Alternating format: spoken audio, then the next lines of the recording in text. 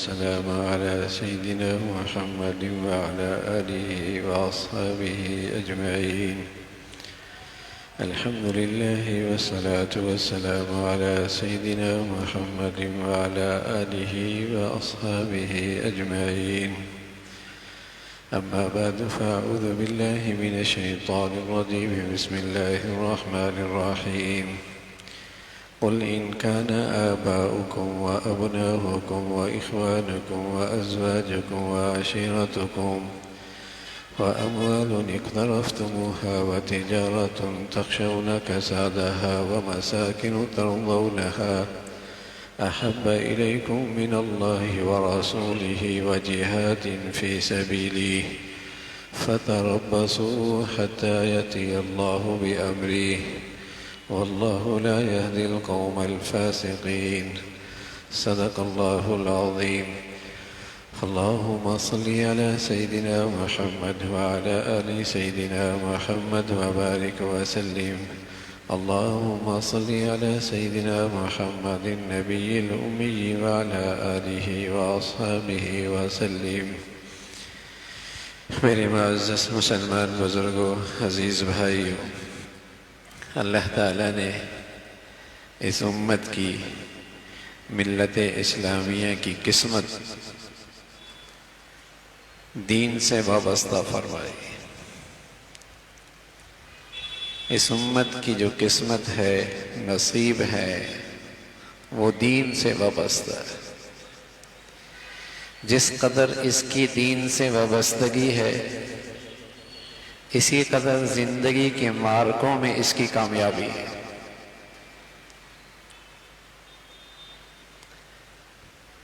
جس قدر اس کا دین سے تعلق ہے، دین پر اعتماد ہے، دین کی سچائی کا یقین ہے، اسی قدر اسے زندگی کے مارکوں میں، زندگی کے نقشوں میں اس کے لیے کامیابی ہے. اس کی قسمت اللہ نے دین سے وابستہ کر رکھی. یہ ملت اسلامیہ دیگر اقوام سے بالکل مختلف ہے. اس کے نصیب، اس کی قسمت، اس کے لیے مدد اور نصرت کے وعدے، اس کی کامیابی، اس کی عزت، اس کا عروج، یہ سارے اس کے نصیب اس کے دین سے وابستہ اللہ نے فرما دیا. اب دین سے اس کی وابستگی کس قدر سچائی پر ہے، واقعیت اور حقیقت کے ساتھ ہے، اور کس قدر سچائی اور حقائق کے ساتھ اس دین پر اسے یقین ہے. ایک تو ہوتی ہے نا صورت، ظاہر ہے آگ کی تصویر سے آپ تپش تو نہیں حاصل کر سکتے.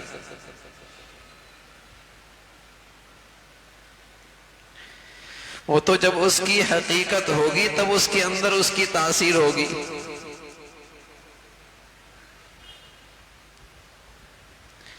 اگر نمک کے اندر نمکین پنا نہیں، اس سے دوسرا پتھر زیادہ قیمتی.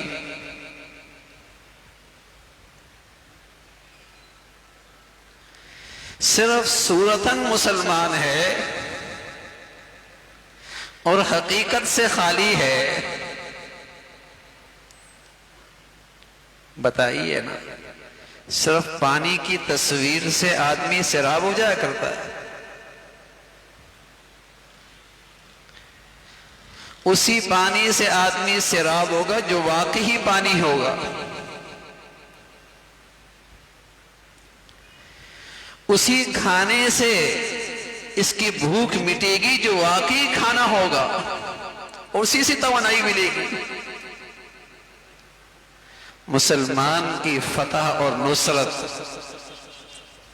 ثابت قدمی اور کامیابی، عزت اور عروج اسی اسلام کے ساتھ ہوگا جو واقعتاً اسلام ہو.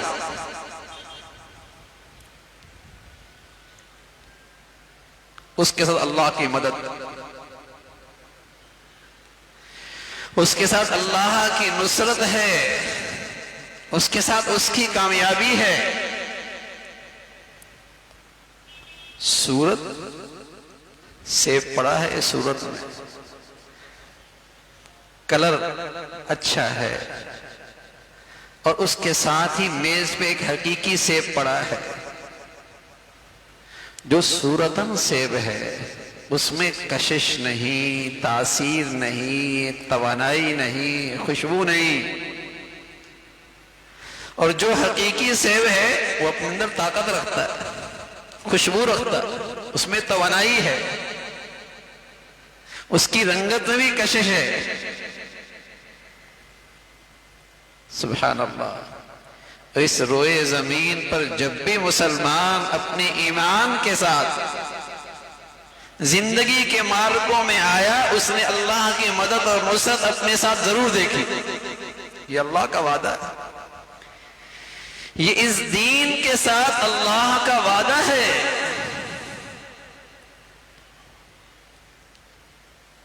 یہ مدد اور نصرت اس ذات کا وعدہ ہے۔ جب بھی یہ دین کی حقیقت کے ساتھ میدان میں آیا، ہماری زندگی میں کچھ حقائق ہیں جو اپنی حقیقت رکھتے ہیں۔ فرمایا تمہاری اولاد ایک حقیقت ہے، تمہارے والدین ایک حقیقت ہے، تمہارے گھر والے، اہل و عیال، بیوی بچے ایک حقیقت ہے، تمہاری مال و دولت، اس سے تمہارا تعلق ایک حقیقت ہے، تمہاری تجارتیں، تمہارا معاش، تمہارا کاروبار، تمہاری فیکٹریاں، تمہارے کارخانے، وَتِجَارَةٌ تَخْشَوْنَ كَسَادَهَا، ایک حقیقت ہے۔ تمہارا گھر، تمہاری رہائش گاہ، تمہارے بنگلے، تمہاری کوٹھیاں، تمہارا اسٹیٹس، وَمَسَاكِنُ تَرْضَوْنَهَا، یہ گھر ایک حقیقت ہے۔ فرمایا یہ حقیقت ہیں ساری، ان سے تمہارا تعلق بھی ہوتا ہے، تمہیں ان سے محبت بھی ہوتی ہے، تمہیں ان سے فکر بھی ہوتی ہے، لیکن خیال رکھنا اللہ کی محبت کی بھی ایک حقیقت ہے، اللہ کے رسول کی محبت بھی ایک حقیقت ہے، اللہ کی دین کے لیے سب کچھ قربان کرنا وہ بھی ایک حقیقت ہے۔ اگر ان ساری چیزوں کی محبتیں،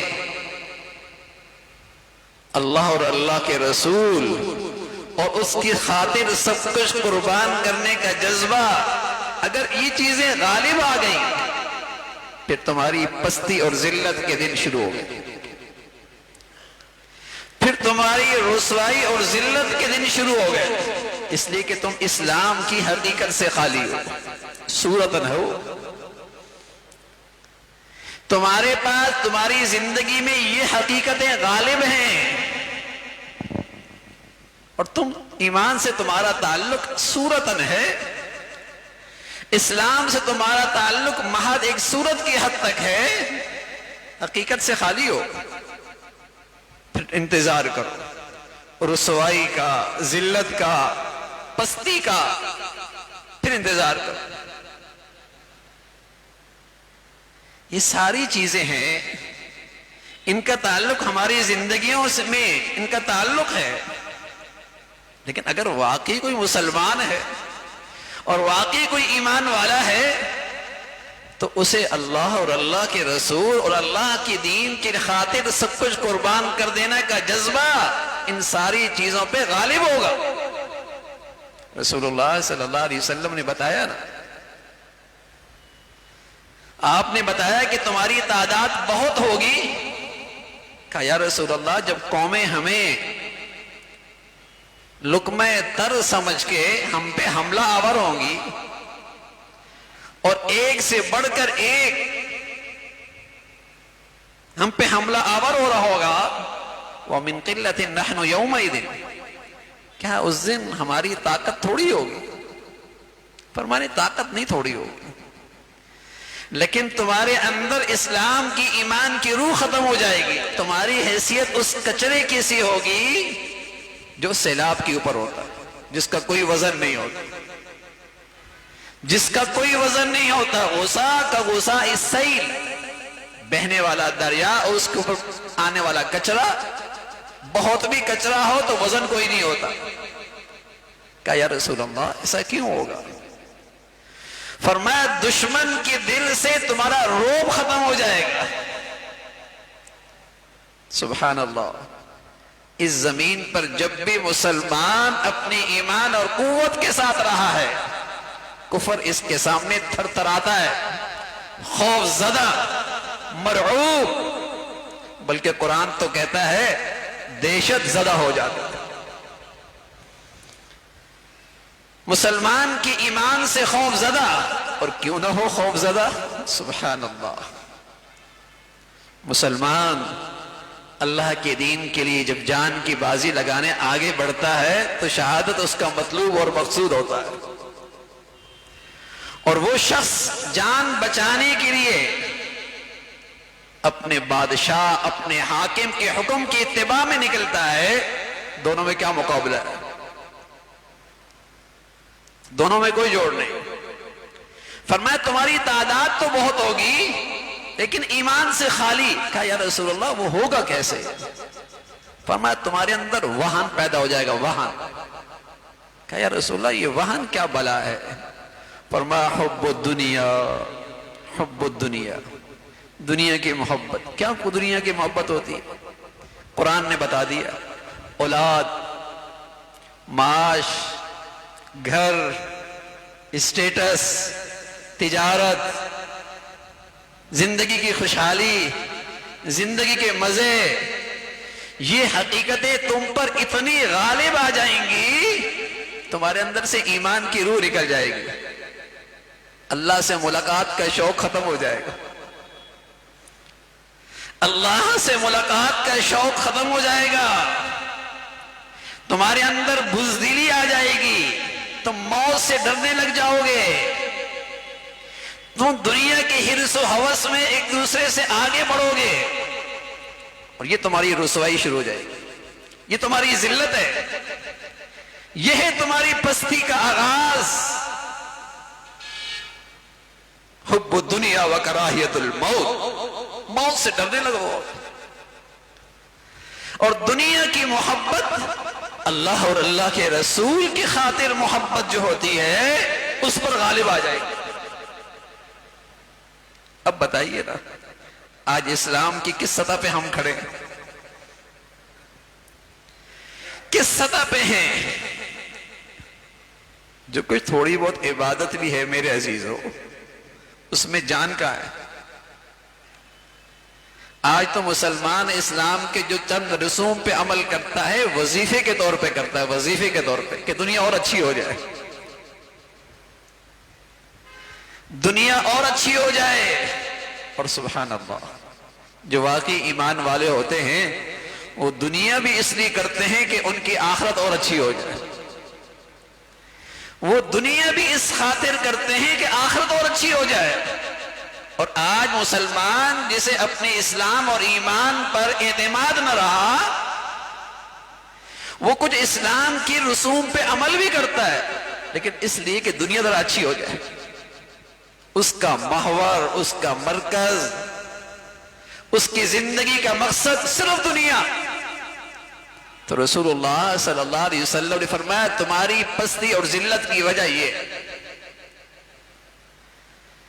یہ ہے تمہاری کمزوری کی اصل وجہ، کہ تمہاری قسمت ایمان سے تھی، اسلام سے تھی اور حقیقت کے ساتھ تھی۔ آج حقیقت سے مسلمان خالی ہو گئے، ایسا ہے ودام ہے، بیچ میں گیری کوئی نہیں، چھلکا ہے،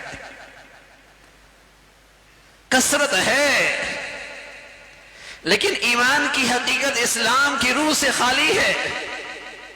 اس لیے کہ سچا ایمان اسلام تو آخرت کا شوق پیدا کرتا ہے، اور قرآن نے اس کی ایک تصویر کھینچی ہے سچے مسلمان کیسے ہو۔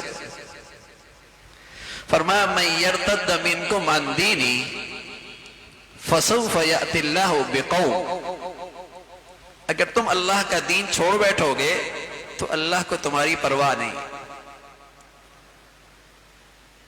فَسَوْفَ يَأْتِ اللَّهُ بِقَوْمٍ، اللہ تعالیٰ ایک ایسی قوم کو کھڑا کر دے گا يُحِبُّهُمْ وَيُحِبُّونَ،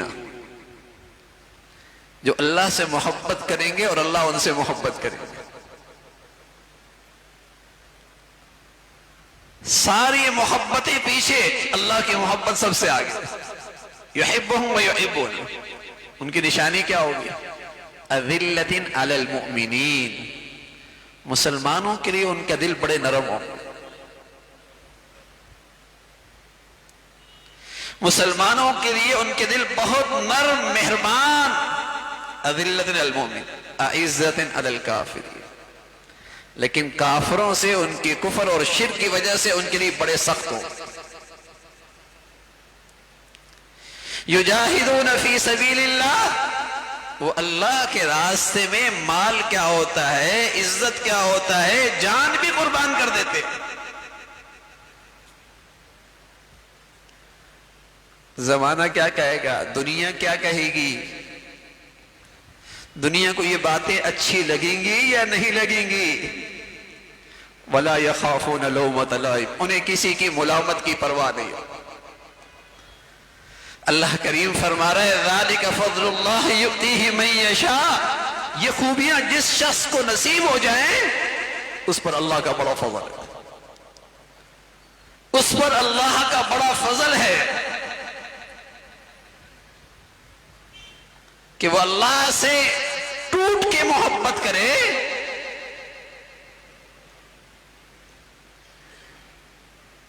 اور جس سے بھی محبت ہے اللہ کی خاطر ہے. اور مسلمانوں کے لیے اس کے دل میں نرمی ہے، رحمت ہے، شفقت ہے. کیوں ہے؟ اس لیے کہ اس مسلمان کا اللہ سے تعلق، اس لیے کہ اس کا تعلق ایمان سے، رشتے سے ہے. نرم، اشداء علی الکفار رحماء بینہم، مسلمان آپس میں ایک دوسرے پہ مہربان. ہاں، اعزت علی الکافرین، کافر کے لیے جب تک وہ کفر پر ہیں، شرک پر ہیں، اس کے دل میں ان کے لیے نرمی نہیں. اور یہ سختی اور نرمی اللہ کے لیے. رسول اللہ صلی اللہ علیہ وسلم فرمایا کرتے تھے من احب للہ وابغض للہ واعطى للہ ومنع للہ فقد استکمل الایمان، جو محبت بھی اللہ کی خاطر کرے، کسی سے بغض اور نفرت بھی اللہ کے لیے رکھے، دے بھی اللہ کے لیے، کسی سے ہاتھ روک رہا ہے وہ بھی اللہ کے لیے، کمالی ایمان پر، کمالی ایمان پر ہے. جس قدر ایمان کی عظمت ہوگی اسی قدر کفر سے نفرت ہوگی. جس قدر ایمان کی عظمت اور محبت ہوگی اسی قدر کفر اور شرک کی گندگی سے نفرت ہوگی. یہ ایمان کا تقاضا ہے. اور جب ایمان بے قیمت ہو جائے گا پھر کفر سے مناسبت، کفر کی زندگی سے مناسبت، کفار سے مناسبت ہونے لگ جائے گی.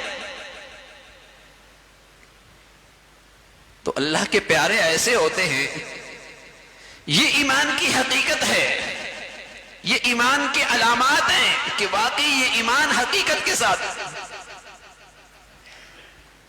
بشر المنافقین، بشر المنافقین، اللہ کریم کہہ رہا ہے ان منافقوں کو بتا دو، خوشخبری دے دو، ان کے لیے دردناک عذاب ہے.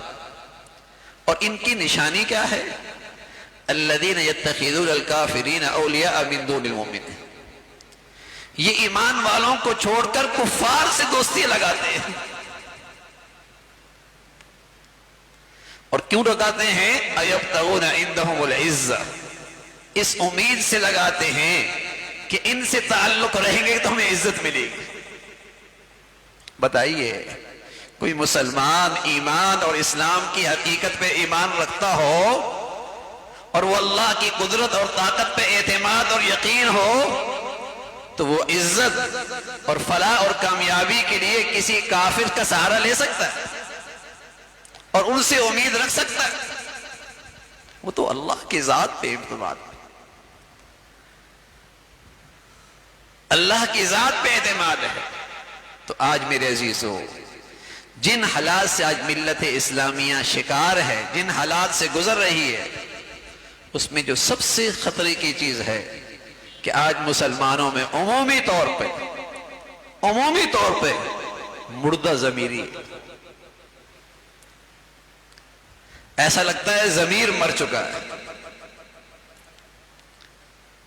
اور اس بے ضمیری کا نتیجہ یہ ہے جو ایمان کا تقاضا پورا کرے، جو شجاعت اور بہادری کا مظاہرہ کرے، جو ایمان اور اسلام کے تقاضے پورے کرے، انہیں وہی اچھے نہیں لگتے،